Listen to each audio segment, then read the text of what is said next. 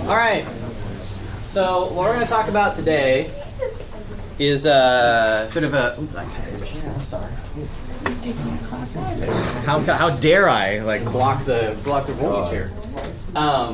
So what we're going to talk about today is the sort of first big application of double integration, and also something that I think makes a really natural argument for wanting to do triple integrals as well.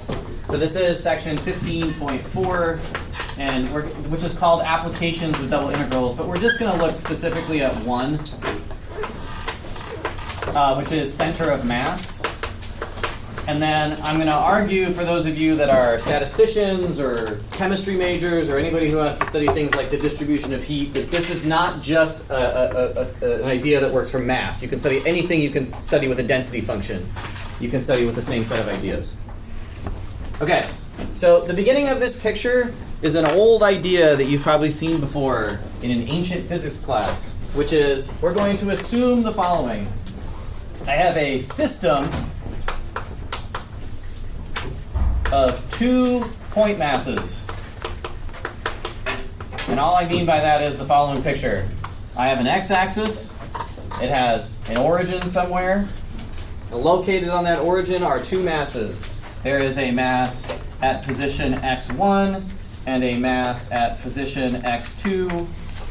And the mass of the mass at position x1 is m1, and the mass of the mass at position x2 is m2. And if you go back to your ancient knowledge, you might remember the formula that calculates where the center of mass of the system is. I'm going to call it x bar, and that's the center of mass. And the idea is if I took all of the mass and I added it together and I put it somewhere else in the system, where would it go? Where does the system balance around? What is the middle of this collection? So does anybody actually remember how to do this? In the last class, there were 2 people that remembered the formula for this. Isn't it like x1 m1 plus x2 m2? Oh yeah, there we go. x1 m1 plus x2 m2 over the total mass? Over the total mass. m1 plus m2. Right, so that is an old formula. You may have seen it in an earlier class at some point. The idea here is essentially in the model, what you're imagining it, that there's lever arms attached to these things, and you're trying, where's the middle of, what point would you put your finger where you would balance? Right, if there was a rigid rod connecting these things. Okay, so we're going to take this idea and we're going to lift it slightly because I want to be able to extend this to much more broad settings. And so I guess the first thing I'll do is I will notice that there's nothing stopping me from putting more masses in the system. If I had masses, say, I guess before I go on with that, this object up here, this is capital M, which is called the first moment of mass.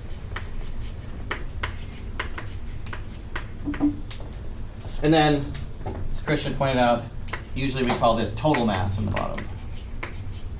And the symbol used for that is little m.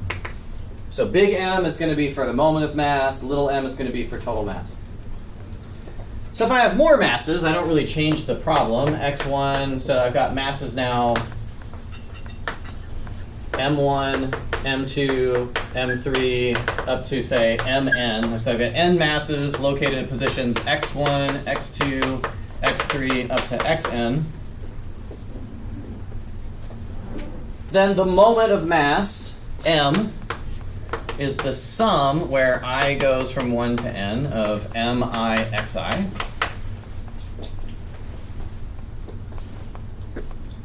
And the total mass, little m, is just add up the masses.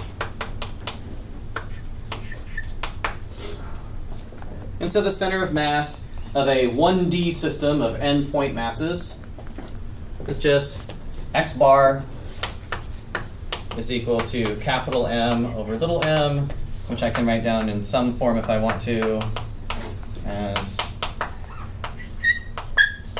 this. It goes from 1 to n mi.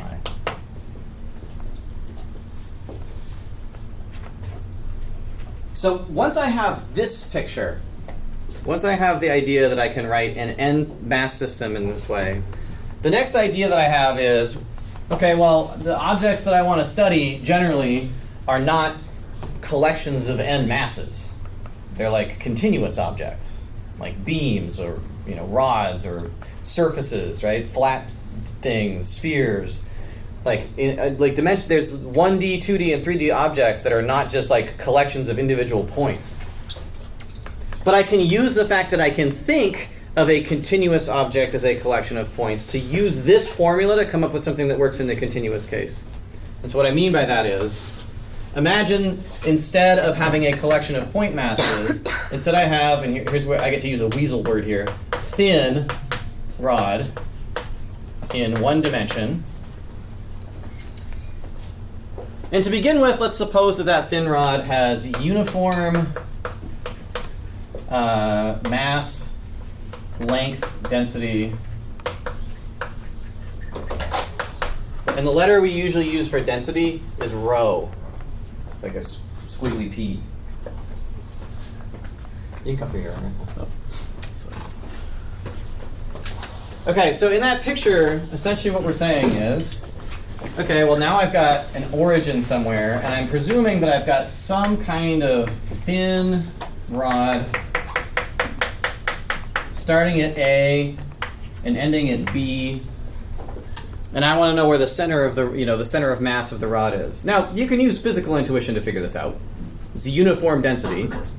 So if it's a uniform density, that means the mass is sort of equal all the way through. Where should the center of mass of this thing be? In the middle, right? And the way that we could figure out where the middle of this object was would just be to average its two coordinates, A and B, the left point and the left endpoint and the right endpoint, which means physical intuition tells us in this case that it should be the case that x bar is equal to 1/2 of A plus B. Average the endpoints, that should be where the middle of the rod is. But we want to build a picture of this that's going to allow us to generalize this to the case where the mass density is not uniform. So I'm going to do this I'm going to take an easy problem and make it hard, but in a specific way that's going to let us generalize this.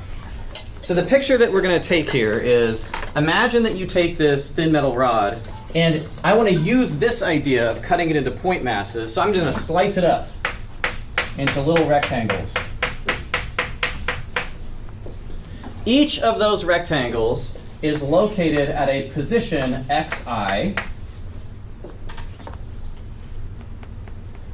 The width of each one of those is delta x, right? So they're little thin intervals I've cut the rod up into. I've cut it up into little tiny rods.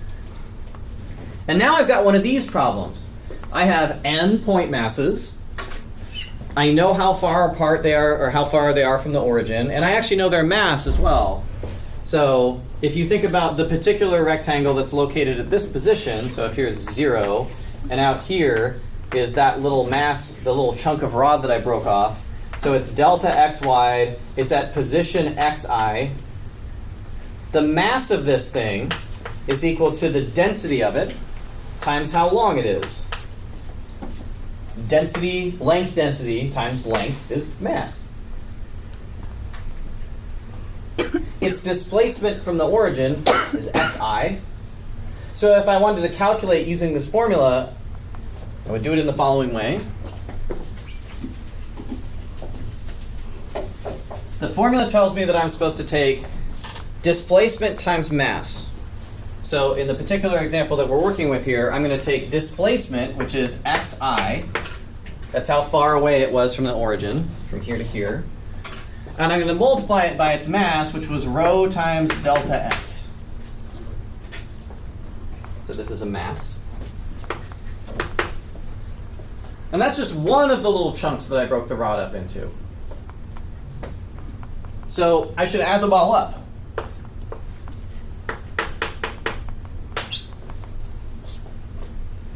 And likewise, so there's capital M right there. That's the first moment, is displacement times mass. It's this formula.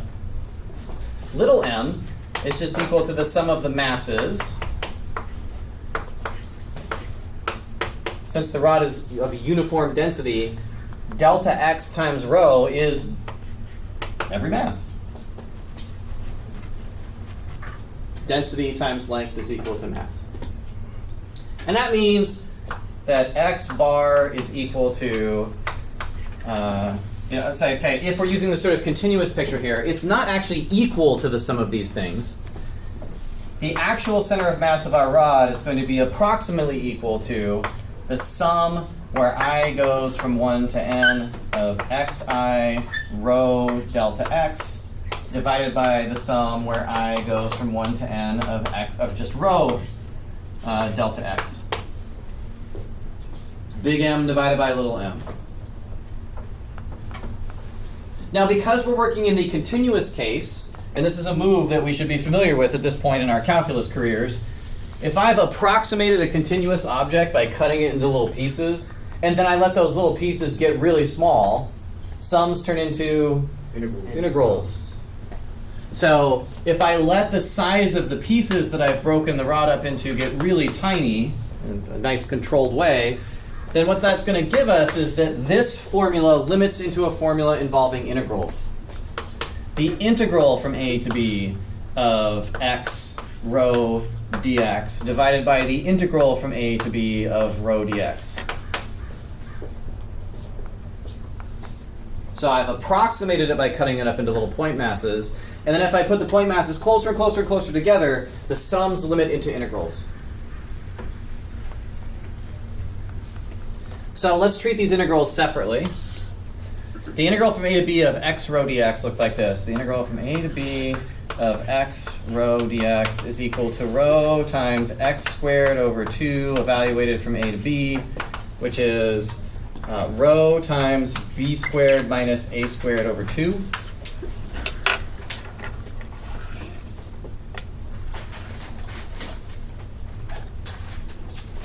And the integral from a to b of rho dx is just rho times b minus a. Rho's a constant. And what the formula tells me is that I'm supposed to be able to divide the top result by the bottom one, and that will tell me the center of mass. So in this case, rho b squared minus a squared over 2 divided by rho b minus a.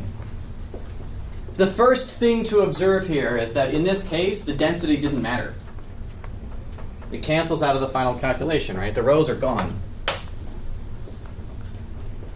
So it could be a rod made of feathers or a rod made of lead. The middle is still the middle if it's uniformly distributed, right? And then the other observation to make here is this is a difference of squares. So it factors as a plus b times a, or b plus a times b minus a, and then we divide by a b minus a, and then those cancel, and you get the same result that we expected from our physical intuition. Half of the distance from a to b. Not distance, sorry, the average of a and b. So, I asked this in the last class as well, because this is actually a standard derivation that a lot of people see when they learn integrals for the first time. How many of you have actually seen this exact derivation before?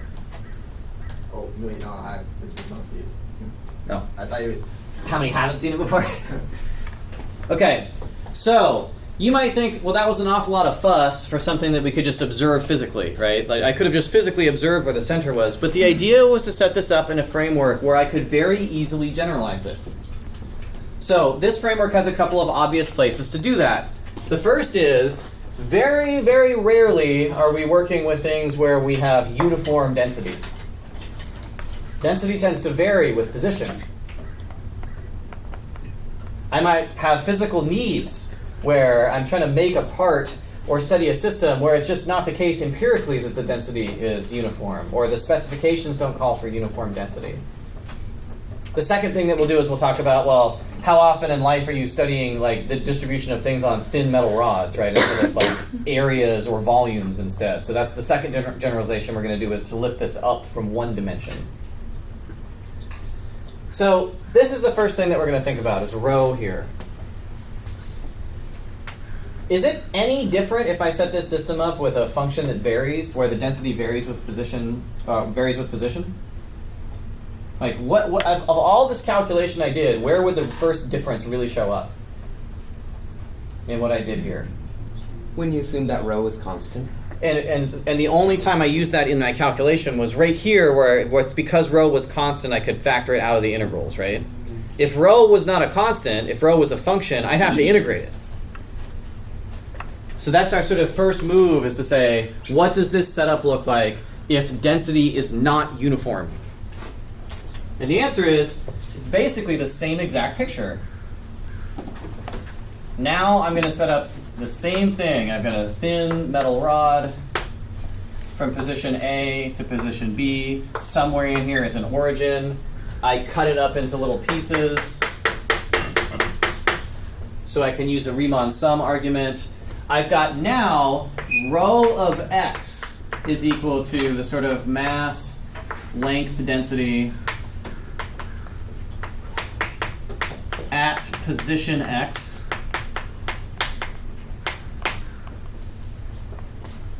If I pick one of these little rectangles, it's located at position xi. But now the mass at that position is the density at that position times delta x. Instead of rho being a constant, now rho has to be measured at that position. That particular chunk of rod has a specific density, not a uniform one. So if I want to add up all the point masses, the moment should be about equal to the sum of xi rho xi dx. And now this is a function of x. And the total mass should be the sum of rho xi delta x. Because the mass at each one of these positions depends on x. It's still the case that when I'm looking at this, this is still a mass. This is still just mi. And this is still just mi. You're still adding up masses when you do this. And when you do the calculation where you let the chunks that you've cut the rod into get really small, what you end up with is the 1D version of center of mass, which looks like this. So if rho of x is density, then the center of position, it's humid today, is equal to m over little m, where capital M is the integral from a to b of x, rho of x dx, and little m is equal to the integral from a to b of rho of x dx. And when you eyeball that, what I want you to think is, this is still density times length, which is a mass. You can read off what's happening. This is still density times length, which is mass. Okay, so for those of you that aren't physicists or engineers and think like, why the hell am I studying something with mass? Like, how often am I finding center of mass? You could put any sort of density function here and this will still work. So if you have heat energy distributed across like a 1D thing and you want to figure out where that's the average of the heat is concentrated, or you're studying the distribution of some something dissolved in something else, and you have some sort of density of the thing that dissolved, right?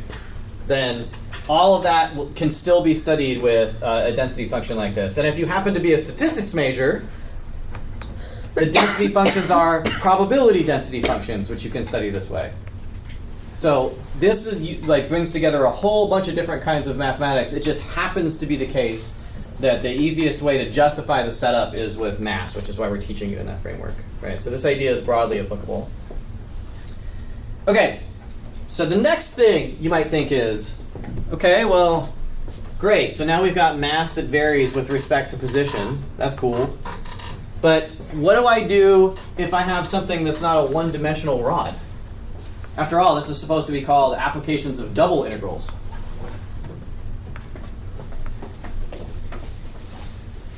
So the picture is basically the same. We'll build it up from the bottom because it makes it easier, I think, to remember what the formulas are telling you. So what about 2D?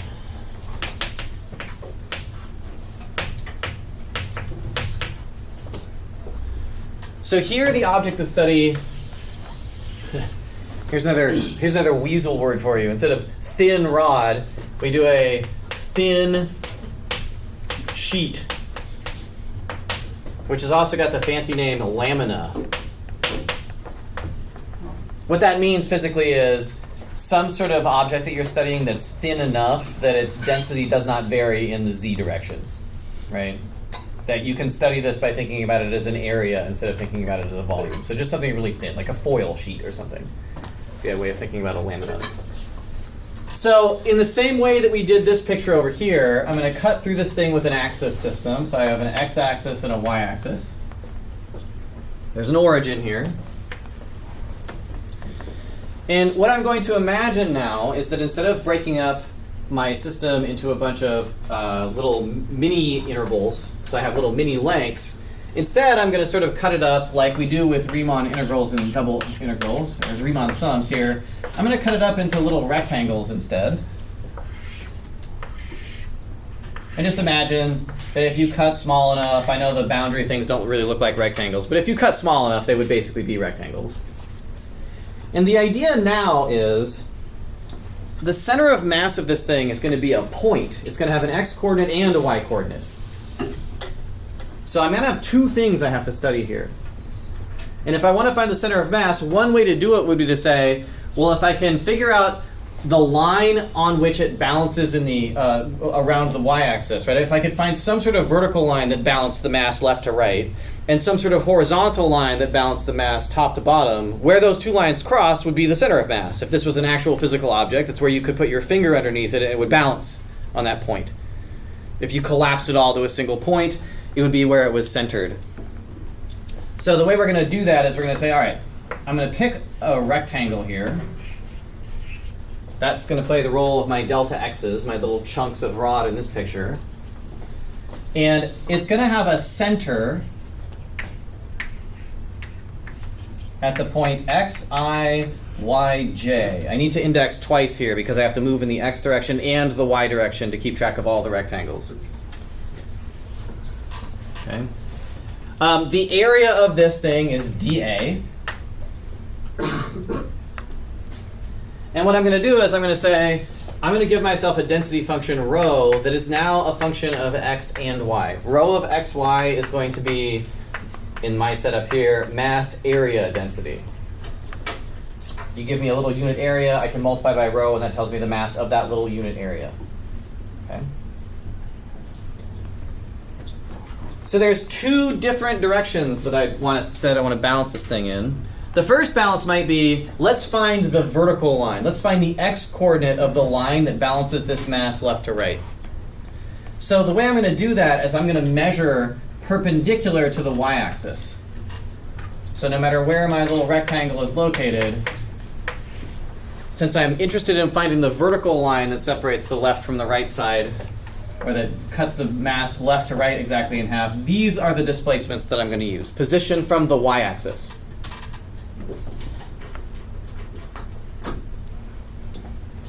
So if I set that up, what I'm going to compute is something called the moment about the y-axis. Moment about the y-axis, which is my, is the notation the book uses here. And we can say approximately what that moment should be. Well, I'm going to add up the contributions of each individual rectangle here. What is the contribution of each little chunk of area? It's the mass of the area, which is rho x, I, y, j times dA. That's the mass of that particular rectangle, times how far away it is from the y-axis.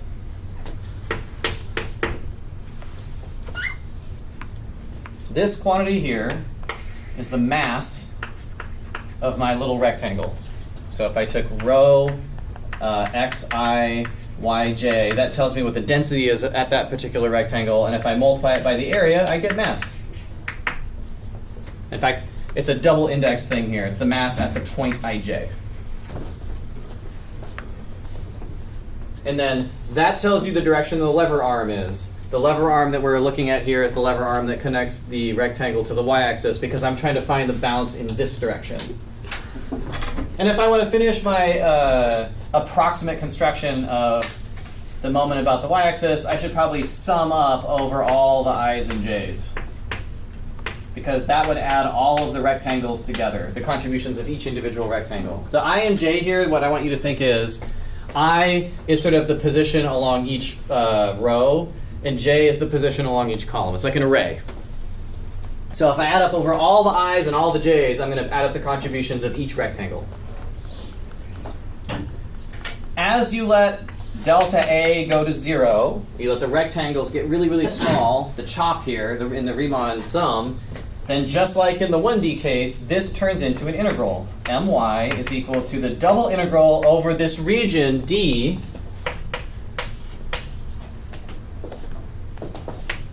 of x rho of xy dA.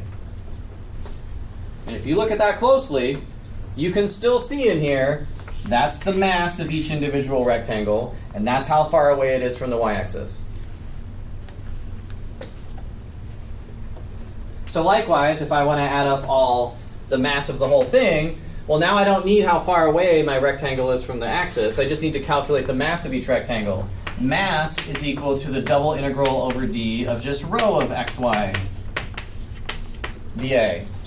Add up the mass of each, so take the mass of each individual rectangle and then integrate them all up, add them all together. And so we arrive at our first formula in 2D, which is x bar is equal to my over m, where my is equal to the double integral over d of x rho of xy dA, and little m is the double integral over d of rho of xy dA.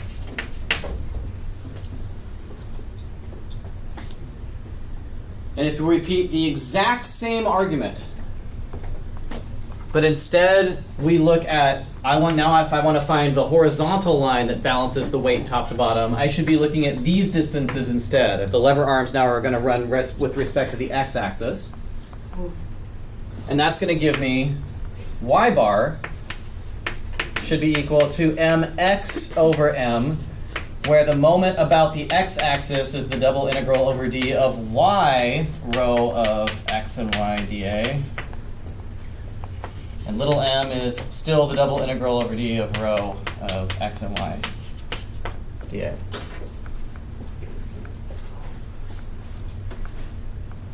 So the reason to walk through this derivation is, one, it's a really elegant application of the way that you use calculus to think about taking continuous objects and studying them like they're discrete, and then taking a limit, which is the core of thinking in calculus terms. The second is, students traditionally have a very hard time remembering that my has an x in it. Because like the notation, you could have just as well said the moment of mass with respect to the x direction instead of with respect to the y-axis, and you would have meant the same thing, right? So what I want you to think here is you're trying to find an axis parallel to the y-axis that balances the function, or balances the area. All right, so let's do the sort of examples that show up here. So we'll start with a 1D example, and then we'll lift it to a 2D example. So here's an example. Suppose I give you the following. I have a 1D thin rod of length 4. One end is at the origin.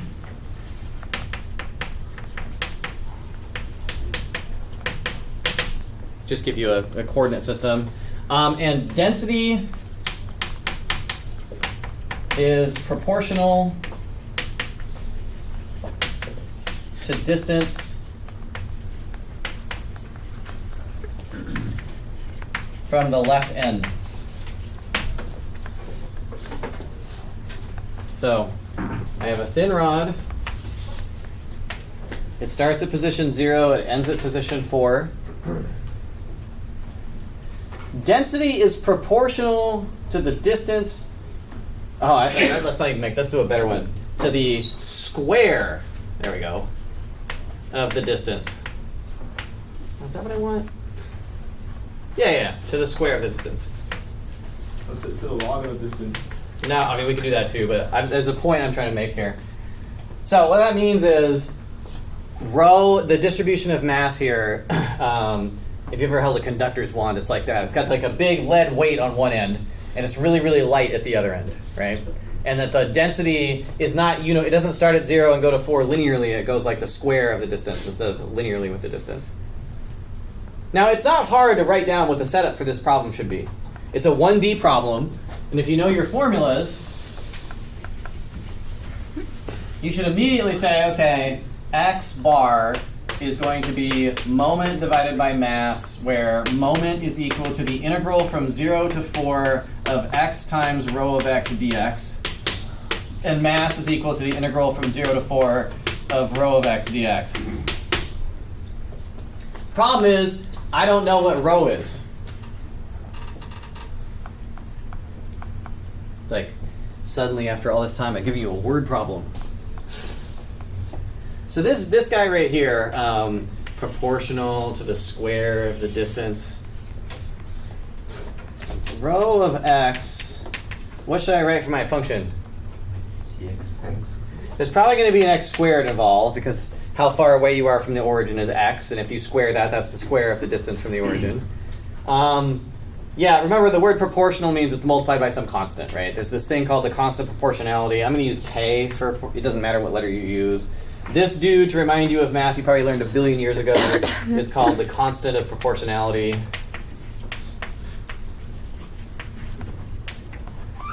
You should have an intuition that it's not actually going to change the answer to the question, right? Whatever the constant of proportionality is, again, if the mass is distributed the same way, regardless of if it's made of lead or aluminum, it should not matter where the center of mass is if the distribution of mass is the same. Now, the game I played in the last class was, if you already know the answer, don't say. If you've seen this derivation before, any guesses as to where the center of mass of this thing actually is? It can't be in the middle because it's really light over here, and the mass is the density is increasing like the square of the distance. So there's like a parabola of mass sitting over the top of this, and most of the mass is packed in over here. So where's the center of mass? What do you think? I got 3 guesses from the crowd last class. You guys have any? Where is it? 3. That's a good guess. There's 2. There's 3. Any other guesses? 2.8. 2. Oh, go on the. I don't know if you guys know Price is Right, but that's like you covered a lot more ground, right? Because if you missed, then you got a lot more area that you got picked up here. Anybody else? Anybody want to go above? All right, 3.1. Sweet. All right, so let's do it. So now that we know that we've got the proportional to the square of distance from the left end, since the left end was at 0, this is a way of writing that down.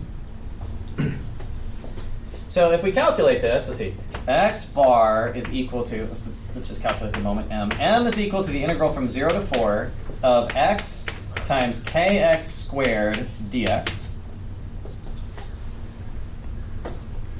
which is the integral from 0 to 4 of kx to the third dx, which is kx to the fourth over 4 evaluated from 0 to 4, which is k times 4 to the third.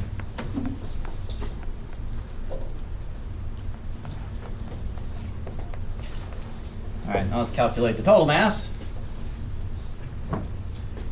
M is equal to the integral from 0 to 4 of just the density function. So the integral from 0 to 4 of kx squared dx, which is kx to the third over 3 evaluated from 0 to 4, which is k times 4 to the third divided by 3.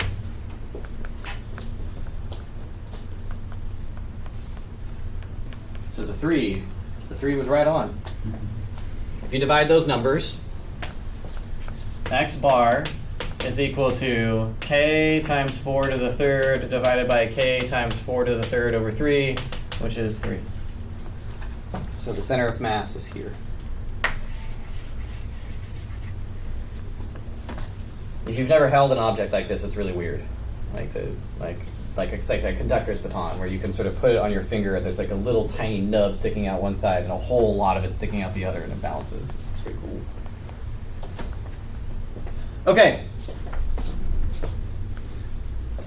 So a more typical exercise, and one that I actually gave you on your homework, might look something like this.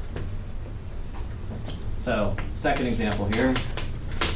Actually, I got one thing to say before the next example, which is the following. We keep using the word moment. So I keep saying, and I said at the beginning of class, if you were paying attention, I said first moment of rho, which looked like the integral in the 1D case of x rho of x dx. I'm curious, and this ended up turning out to be center of mass, related to center of mass. And this is also something like, in statistical terms, this would be called expected value. Or average. So mean. So not exactly that thing, but related to all those objects, right? So now my question is, has anybody ever seen what the second moment? Like, so the second moment would be, instead of putting an x here, if I put an x squared. A lot of you are in majors where this is important.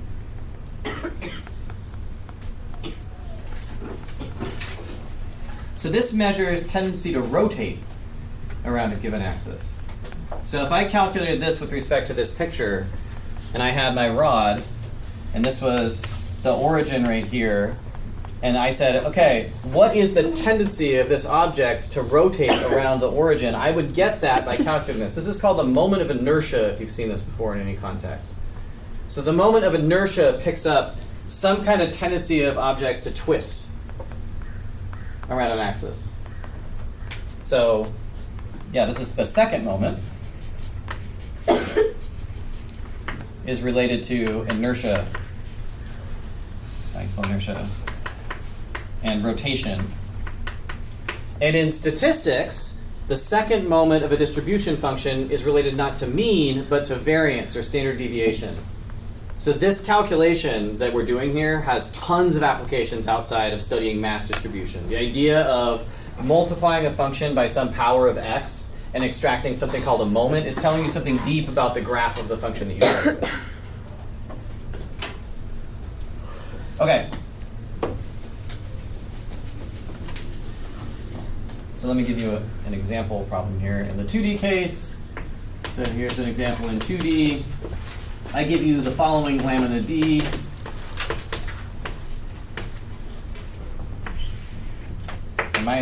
1 to minus 1. It's a semicircular region. There is the lamina that we're studying. That's the region D.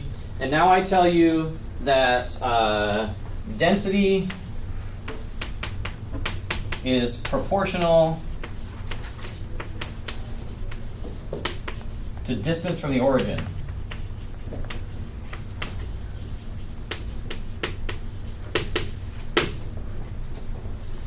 So that is to say, the further away you get, the more dense it gets. In the last class, I got a question I will answer for you guys in here, which is, well, where do these rho functions come from, right? Like when you say things like density is proportional to distance, what if you don't know that? And the answer is, frequently when you're studying these things, you do know the density because you've manufactured something with respect to some specification, and you know how the density is distributed across the object that you're studying. So you will know the rho function. The other thing that you can do if you don't have one is the classic sort of scientific method of chopping it up into a bunch of pieces and estimating the density function. Right? You just break it up. Like, oh, I got this rock that comes from a lava flow. How is the density of the rock distributed like in a vertical way? Just break the rock into pieces and check the density. Then you've got a function. Okay. Okay. So you are allowed now, if you want to, you're allowed to use physical intuition to tell me one of these answers. I've got density is proportional to distance from the origin. Somewhere inside this figure is a point that is the center of mass, which is, if I had it sitting vertically like this, I could put a finger underneath it, it would balance perfectly at that point. Do you know one of these automatically? The x direction. What is it? 0. Why? Just symmetry about that axis. Yeah, the density here, because it's proportional to distance from the origin, it means that any ray that you go on has a counterposing ray on the other side that balances it perfectly, right? So the mass of this is distributed equally across the axis left and right. Sometimes that will be something that's present, and you could just observe that that's true in order to make a calculation easier, so I don't have to do it twice. So I'm going to say that because density is proportional to distance from the origin, that this is a radial function, it is symmetric about this line, and so the line that splits the left half from the right side, it has the same mass over here that it does over here because of the way mass is distributed. And that must mean that the center of mass in the x direction is 0. That means that I really just need to be able to calculate the y bar. So y bar, which was equal to the double integral over d of, okay, so y bar, I should be careful, that's the moment about the x-axis divided by the mass, because I'm calculating with respect to the y-axis. I'm trying to chop it top to bottom. So that's the double integral over d of y, rho of xy dA, divided by the double integral over d of rho of xy dA. And I run into the same problem, which is the entire difficulty of the exercise boils down to writing down the function for density is proportional distance from the origin.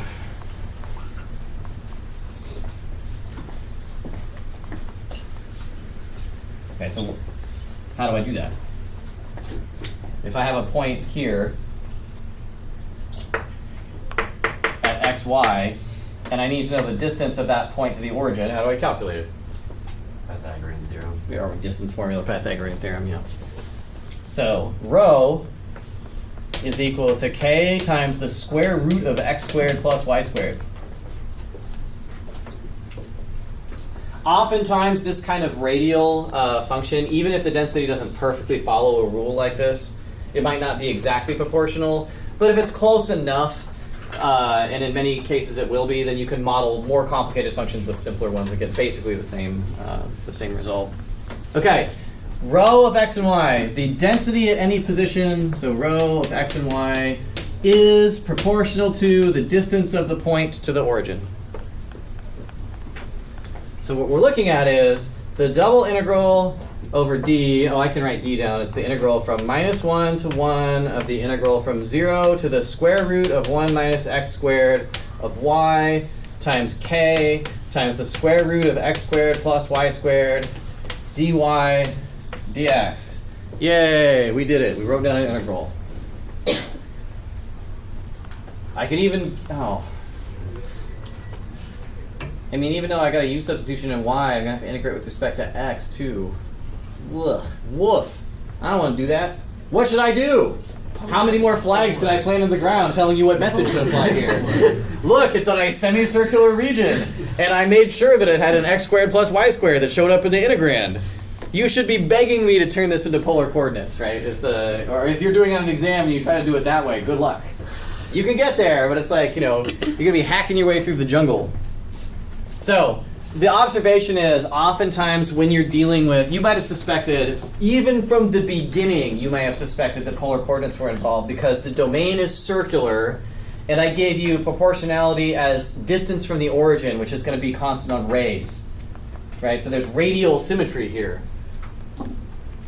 So if I want to do the polar coordinate change, polar coordinates, you end up with the integral from 0 to pi over pi of the integral from 0 to 1 of, okay, there's a k, and then there's an r sine theta from the y, and then that turns into x squared plus y squared is r squared. Oh, isn't that convenient? X squared plus y squared is r squared, and the square root of r squared is r, and then dy dx gets switched out. Okay, so that's the dA unit, and we switch it back in as r dr d theta.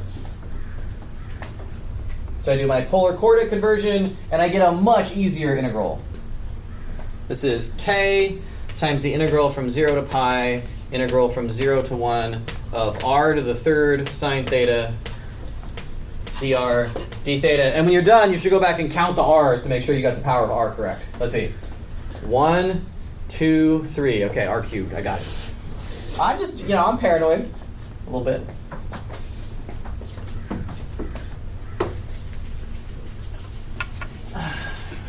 Okay, so actually, what does this turn out to be? So if we integrate the interior integral, we're just going to get a 1/4, because there's going to be r to the 4th over 4 integrated from 0 to 1. It's going to turn out to be 1/4.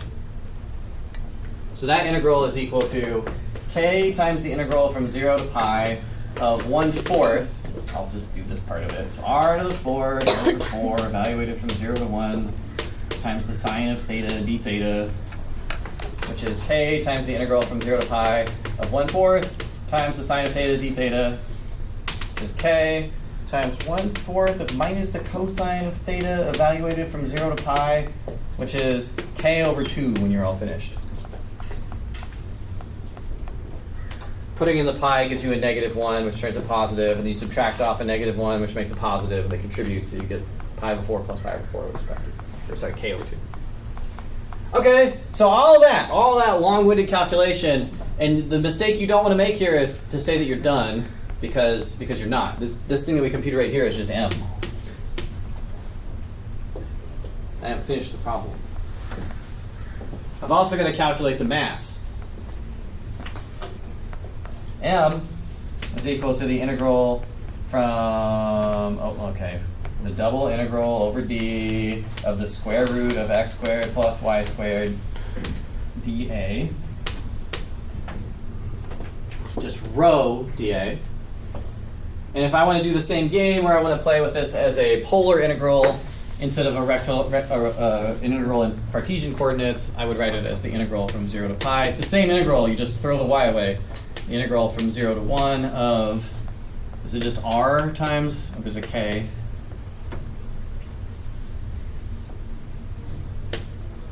I forgot the k.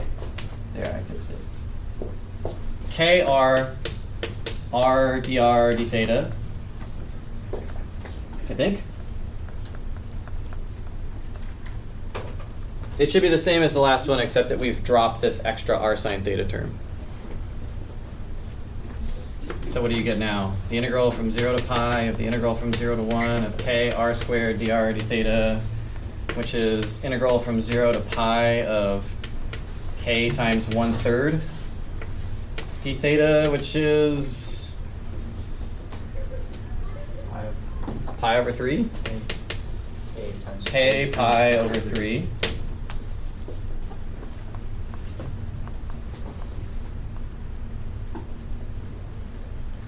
And so when you're finished, you calculate the center of mass of this thing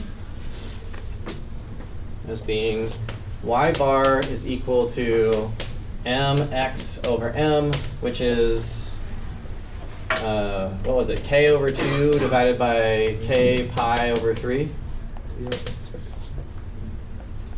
So you get 3 over 2 pi. Yes. Again, notice that if you get done with this, the constant proportionality doesn't matter here, right? Like the proportionality, like you're just measuring something about the actual specific material. The distribution doesn't change, but the constant proportionality. One nice thing to do in a problem like this is to say, okay, well, I've calculated this thing, this number right here. About what is that number equal to? So let's see, 3 divided by something about equal to 6. It's about a half. Is that inside the figure you started with? Usually a good sign if your center of mass is in the figure that you're dealing with, right? For a convex figure like this, where it doesn't bend around space, it's possible that you could have, so for a problem like this where it's all one piece and doesn't bend around, a convex figure, the center of mass has to be in it. So essentially what we're saying is the center of mass is about 0 and about a little bit less than 1/2. A little bit less, yeah. All right, that's center of mass. So what we'll do on Thursday is we've been doing a ton of theory about integrals and not a lot of practice. Tomorrow's lab day is just going to be a ton of integrals, all kinds of integrals. Switching order of integration, polar integrals, center of mass, and then the quiz will just cover integrals on rectangles and integrals where you on more general regions, like the bounded by functions above and below or left and right. So, yeah, yeah, 15. It's just going to be 15.1 and 15.2.